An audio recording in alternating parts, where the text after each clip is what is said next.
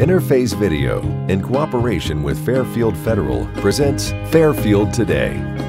Brought to you by Fairfield Federal Savings and Loan, Fairfield Medical Center, Fair Hope Hospice and Palliative Care, the Frankie Smith Funeral Home, Fairfield County Adam H., Dagger Law, and the Fairfield County Board of Developmental Disabilities. Hello friends, and welcome to Fairfield Today. I'm your host, Paul Jasson. Thank you for joining us on what turns out to be the final show of 2021. As we reflect back, and we will with our guest today, kind of on 2021. By any standard, by any measure you use, it's been a heck of a year, and I don't think too many people will be sad that 2021 is ending and we move into what we hope will be a better 2022. But at any rate, we appreciate your being with us. Our first guest today, and perhaps he will be the most happy person that 2021 is ending. If you talk about what a year it's been, it's Health Commissioner Joe Eble from Fairfield County. Joe, I might, first of all, welcome. Thanks for coming in. Thanks for coming in. As we look back on 2021, you have to think, my golly, what a heck of a year for you and your department. Yeah, I think, when we got to June and saw the cases really drop off, what everybody was saying, we can finally move ahead and start getting back to other things, and unfortunately that didn't last very long. Oh boy, there's a lot of letters in the Greek alphabet, and we're up to Omicron now, and by anything you look at on TV, that just has, again, like you say, we thought we were kind of moving away, and now it's kind of, this version has reared its ugly head, and that is the chatter everywhere on the news around the country, certainly here in Ohio and around the country, is this Omicron variant. What can you tell us about that? Has it made your life worse now that it's a big deal? Well, it's very new, so we're not seeing a lot of confirmed cases of it because it takes 2 to 3 weeks to get that level of lab testing completed. Okay. So the CDC estimates are that it's 75% or even maybe 95% of the cases currently in the Midwest are the new variant. But that's based on a projection, so we'll have to see, as those lab tests are run, how close that is. But looking at other countries, that's reasonable to assume it's really taken off quickly, much like the Delta variant did. Once it got here, it became the majority in a hurry. Was it South America this came out of, or was it Africa? It was identified in South Africa. Africa, okay. So it came here, and my golly, just maybe 3 weeks, a month ago, we first started hearing about it. Well, we heard about it down there, and then you see the first case here, and now, as you say, we're not sure how many because it may take a while to identify that. But from what I understand about it, and I hear on the news, I've got you here, the expert. The things I hear, and we'll try to make sure we deal on facts here, is it's very highly transmissible. It seems to be much easier to get, which is why a lot of masking up and things are going on again. But when people get it, it seems to be much less harmful to people. Now, maybe that's because we're mostly vaccinated now. That may have a part to do with it. But it seems that people that get it, for the most part, say, in some cases, it's almost like having a cold. I think the initial symptoms they're describing, like a lot of times you don't really know that you have COVID until you've been sick for a few days. So they are kind of cold-like symptoms, but right now the hospitals in Central Ohio are nearly full with their ICUs and a lot of people on ventilators with COVID. And the testing that you do at a hospital will identify that it's COVID, but you don't know, is that Omicron or is it the Delta variant for sure. So it'll take some time to figure out, are the hospitals filled up with people that have been exposed to the new variant or the Delta variant. So probably a little bit early to make too many predictions there. I think the biggest takeaway is that because it is a variant with quite a few mutations compared to the original, it's real important, first to be vaccinated, but really important to get that booster so that you can, kind of get your immune system as effective as it can be to deal with a virus that's going to be harder for your immune system to recognize because it has changed. But we are seeing a really high interest in people getting that booster. especially people that got it early, like the older adults. They were first ones to get the original vaccine, and they're really the first ones that need to be getting that booster as well. One of the things on TV I heard somebody say, and it seemed to make so much sense, no matter whether you're pro-vaccine or you're an anti-vaxxer, is that if you don't get it, the vaccination, I mean, if you don't get that, then there's a good chance that you could end up in the hospital, and that, of course, would be bad for you, but would also be bad, and you alluded to that a little bit earlier, about maybe somebody being in there, as you indicated, beds are filled up, maybe a lot of them COVID people, but you would be taking a bed perhaps of somebody that has a more severe problem, or maybe even a scheduled surgery and can't get it. So we really haven't heard any of that yet. Yeah, I think not around here anyway. Yeah, in some areas, I know in Cleveland right now they're getting hit real hard.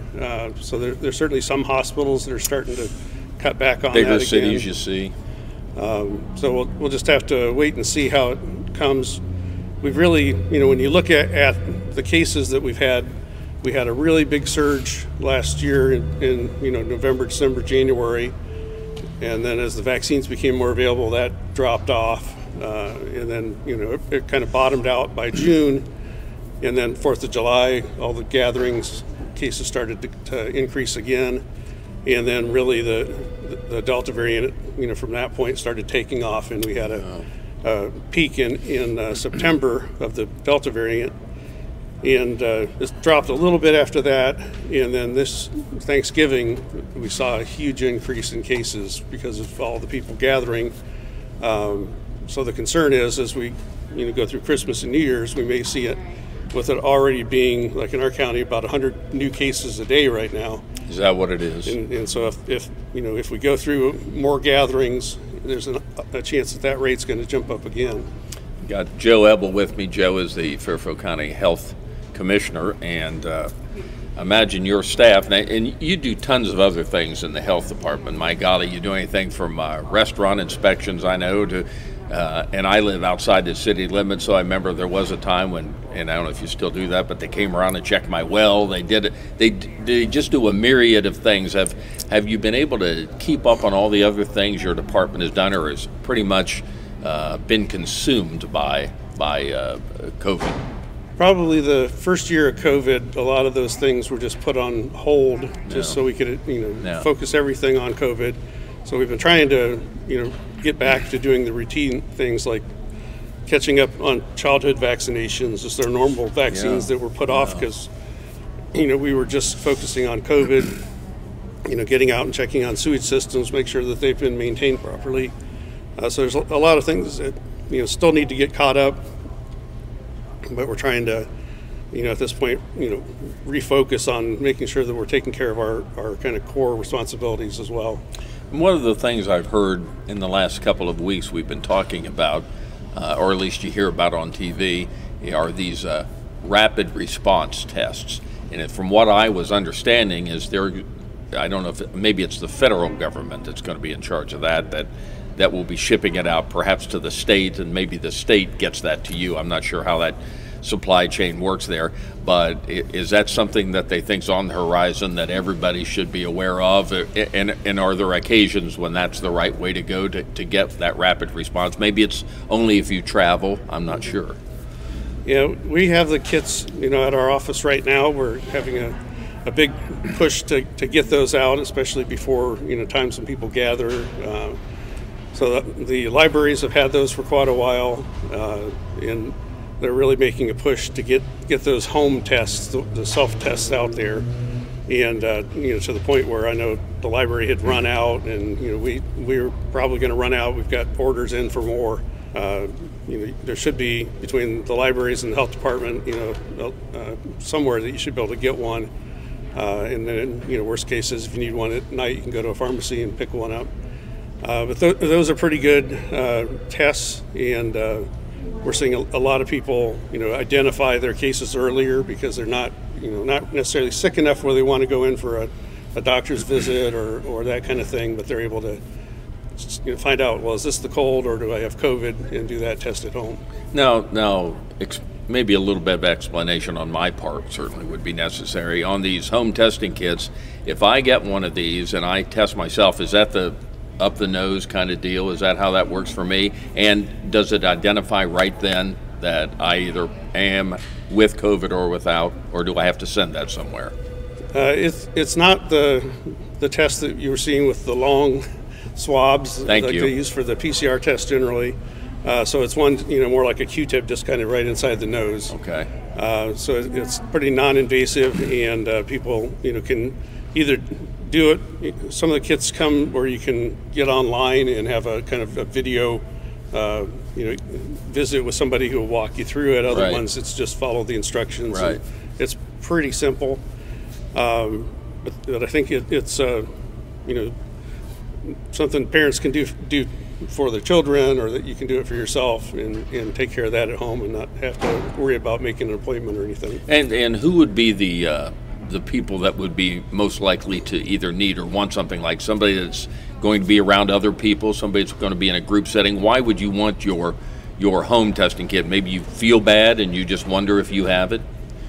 Yeah, I think a lot of people are getting it just for that reason. It's there in the cupboard. If I feel like I'm getting sick and I think it could be COVID, then you can do the test and find out.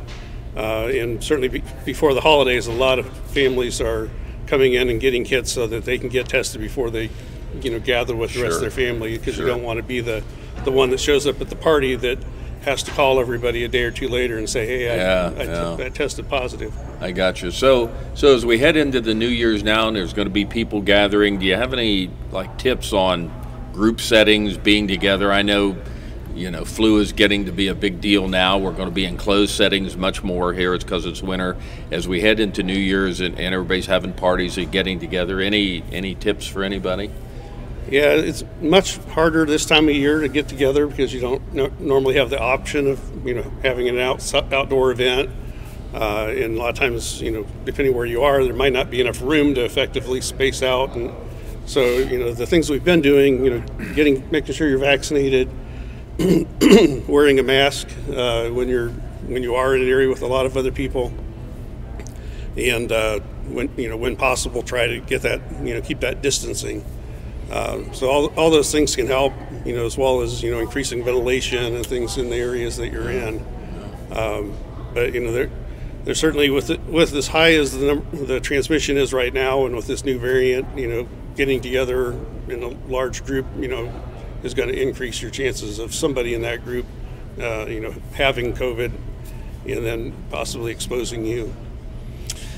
My guests have been Joe Eble, the Commissioner of Fairfield County Health Department. Joe, I appreciate a lot of solid information there. We appreciate your coming on. I'm sure as we're moving into 2022 here very quickly, we'll have you back. So golly, I guess just keep up the good work. We're just fortunate to have a good health department here that stays on top of it. So thanks for all you and your staff did in 2021. We appreciate it. We'll be back on Fairfield Today in just a moment.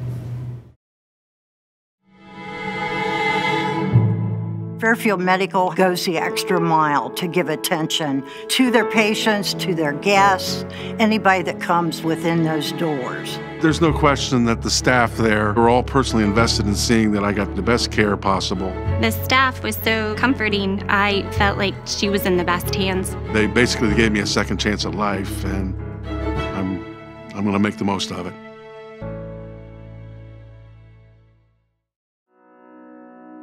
The Frankie Smith Funeral Home and Crematory in Lancaster and the Johnson Smith Funeral Home in Baltimore have a long and wonderful history of serving our community. Feel free to give us a call at 740-653-0652. Stop in and see us at either of our two locations, 405 North Columbus Street in Lancaster and 207 South Main Street in Baltimore. Respect for tradition, regard for change.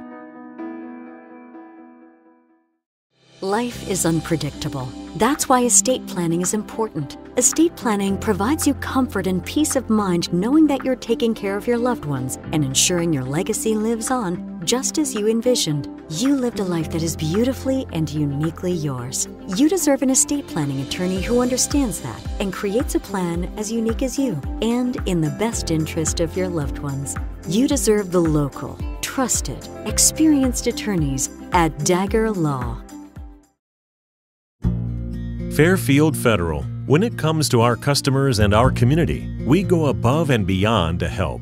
Our people make the difference. We were retiring from Tucson, Arizona, and we made a retirement trip out around Ohio, having decided that's where we wanted to be.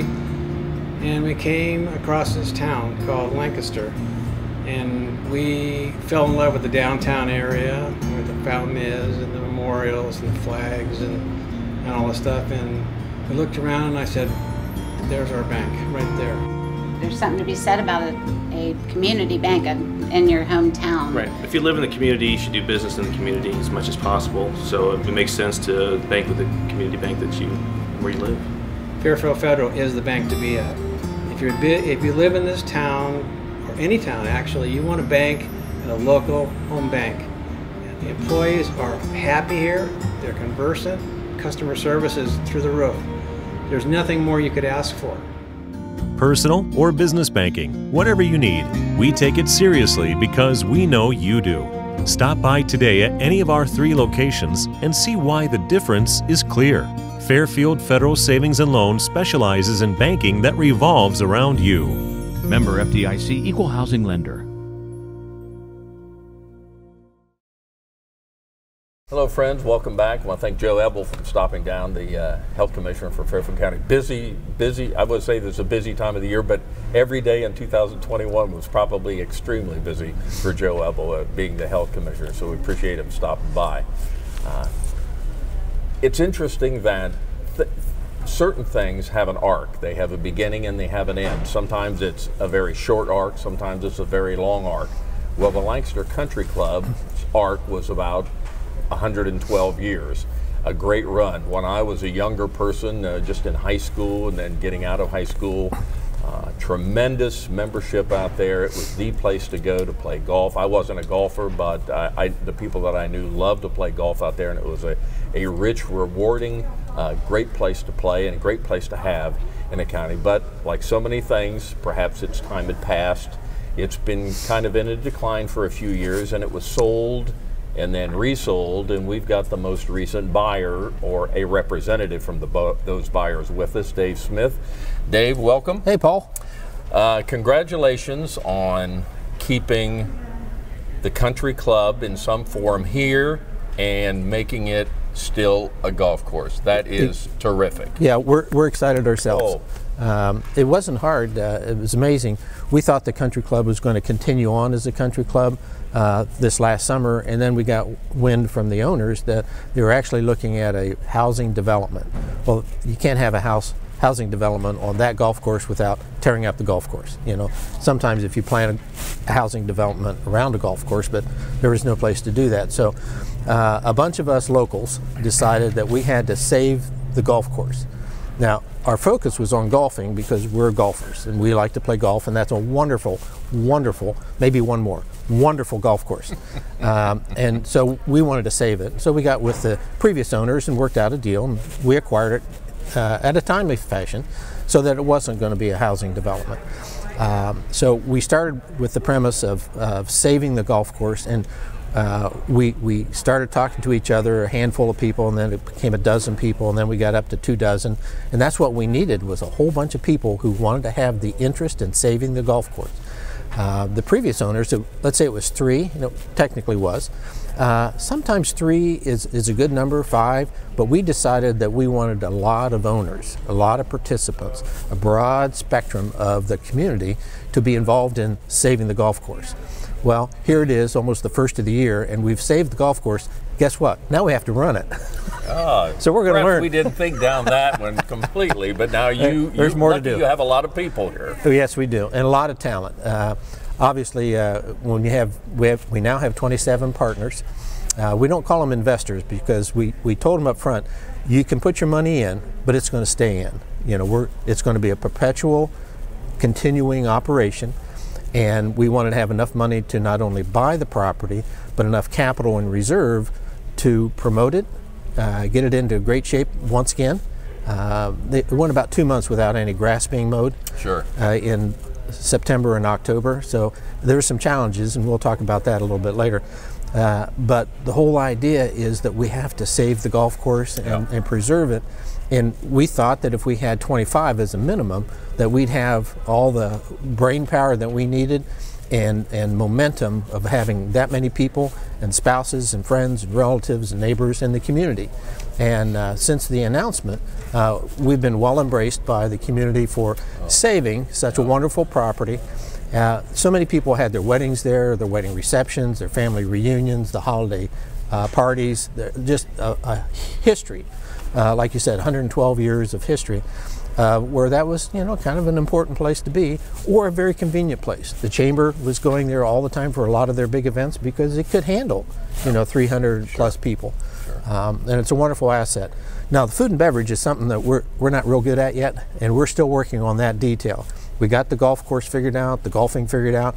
We have a plan for the swimming pool. So we're in tennis court.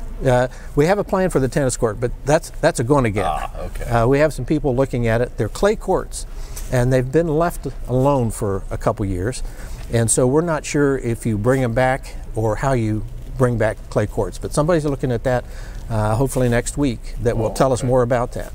And we'll have to see about the tennis piece. We just don't know yet. When the spring comes, you'll have more of an idea of where you are.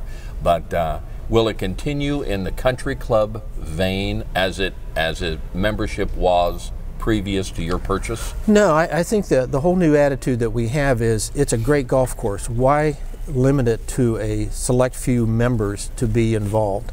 And the dynamics of a country club today, especially in smaller communities, not that Lancaster's small, but we're not a metropolitan area like Columbus. And so the corporate draws that used to be there, the tax advantages, all the entertaining the businesses and corporations used to do isn't there anymore. And over the years, the membership from the country club, Lancaster Country Club, went from near 500 to 400 to 300, and okay, you don't have the mass support. And what we saw when the open play was in August and September, where the public actually came out and played the golf course, that there's a tremendous desire to play that golf course. It's a wonderful golf course. It was laid out by Donald Ross back in the early 20s. The country club started in '09. Donald Ross, a famous Scottish golf course architect. In fact, he started the Trade Association of Golf Course Architects in the United States. A lot of history with him. And so we're very proud to be a Donald Ross course, but he had a nice palette, if you will, the rolling hills of our golf course. And just lots of acreage, and to have an 18-hole golf course like that close to our town. It's only 7 minutes from downtown. From here to there, 7 minutes. Yeah. So it's out in the country, but not, anyway, back to the country club thing. We want the public to enjoy it. Yeah. So the pool will be open to everybody, membership. The golf course will be by membership, or you can just get a tee time. So if you want to play, come on out and play. Bring your friends, make a reservation. And we're still working on the food and beverage. We know that golfers love food and beverage, and so we're going to work that out. But the clubhouse is such a fabulous opportunity. So that physical facility there, that is the clubhouse, and then the upper floor with the restaurant, all that physical layout footprint will still be there. Absolutely. And, it's in relatively good shape for being as old as it is. But we have a few little tweaks that we want to do on the inside. Food and beverage people coming in, depending on what kind of food service they're going to have. It's a huge kitchen. It has a lot of prep area. It has walk-in coolers, walk-in freezer. It has everything that you need to run a successful restaurant. And so we want someone to come in and take that over, so that we don't run the food and beverage, we run the golf course. Yes. Somebody else runs the pool, somebody else runs the tennis. Right. We just allow them to use the facilities. All we want to do is break even. If the clubhouse doesn't cost us any money, and we find a food and beverage person, a restaurateur, if you will, a caterer, and if you're looking and you haven't heard from us, please call us. We'd like to talk to you, because we have some options in front of us for food and beverage, but we know the grand plan is to bring it back as it was, a regular lunch and dinner place, a good place to go have a good time, either after golf or not even with golf. And then we want the public to be able to come there, and also to have those big parties, the weddings, the chamber events. The nonprofits want to come in there, have a field day for a golf event, stuff like that. We want to bring all that back, but it'll be open to the public. My guest is Dave Smith. Dave is one of a consortium of 25, 26 people, around that number, that got together and purchased or repurchased the golf course, if you will, the Lancaster Country Club. And I guess the one thing I hear about it more, and I'm sure that's the most comments you've heard, is thanks for saving it as a golf course. Because recently, and I can't think of the name, not too far from me, there's one on Coon Path at the Kilbarger Zone that was sold. Pleasant Valley. Pleasant Valley. I'm not a golfer. I'm sure you know that. Yes. But the family chose to sell that off, and I believe that's going to become housing out there. So yes. All of a sudden, we had Pine Hill a while back that was gone, then Pleasant Valley, and then the Country Club. And, you know, Valley View has changed hands some. So Pumpkin Vine was really the one that you think about that was the stable one. So really we go from several golf courses right around here to just almost zero in around Lancaster itself. Maybe Pumpkin Vine was the other one. So to have that one stay was a big asset. It is, and surprising to us that we have a handful of ladies who don't play golf, but their husbands did, and they wanted to be involved in the continuation of the country club. As we are trying to save the golf course, we realized early on that we're saving an asset for the community to be used. And as you say, I mean, there are so many rich memories that people have. Certainly you as a young person attended many events out there, and, right. and as an adult you've gone to hundreds of events out there, both as a professional or attended a wedding or something out there. There's a rich history there. So it's going to be exciting to see that thing be the same but change. Yes, yeah. Open to the public is what we're after. Yeah. We want everybody to have a lot of support. I mean, it's a buzz around when this occurred. A lot of people were talking. Yeah, we're excited for ourselves, but we're also excited for the community, and we're so grateful the community is excited about it too. Well, it's just thanks to you and all your newfound close personal friends that decided to come in both inside and outside of Fairfield County to save this, because a place like that, they just don't make land anymore. Well, they don't. So if you were going to go to try to get your group together to start your own club, you'd need a lot more than 25 people. Yeah, we would, and we need a bigger spread, and it's hard to find good land to put a golf course on. Oh my, and that's such, as you say, such a beautiful rolling site out there, just perfect venue. It has always been a wonderful event. Yeah. A lot of amateur and USGA events have been held out there because it is a great venue. I wish your dad could be around to hear this, because your mom and dad loved the country club. They just loved being a part of that, and I know your dad was sort of a golfer. He enjoyed golfing, let's say. He played a lot of golf. He played a lot of golf, let's go with that. But so many people, again, we don't have an Anchor Hocking here. We had so many members from Anchor Hocking, and I'm sure that was the decline there that maybe brought about some of the drop-off when Anchor wasn't around anymore. But new businesses are coming in all the time. Everybody's going to be very excited about this. Well, thank you very much. We are, and we will be out there waiting for people to come. Well, it's great. So thanks to you and all your friends out there for what you've done for this. It's going to be fun to watch this develop, and we'll get you and maybe some of the other entrepreneurs with yourself, and we'll have them on. We'll talk about it. We would like that very much, and we hope to be open April 1st. April 1st. That's a target date, weather depending, and so we'll come back and visit again. We have to wear masks? Probably not. Okay. Not outside. Let's go with no. Let's go with no, outside. Dave Smith with the consortium of people that are kind of redoing the Lancaster Country Club. Will it be called that again? Or Lancaster Golf Club, LGC. Yeah. LGC. Just for the change. Yes. And to emphasize that we saved the golf course. And every golf course has food and beverage, so don't worry about that. We'll work on that. Yeah. Very good. Yeah. Dave Smith with the Lancaster Golf Course. Thanks for joining us, and Happy New Year. Thank you, Paul. Same to you. Thank you for joining us on Fairfield Today.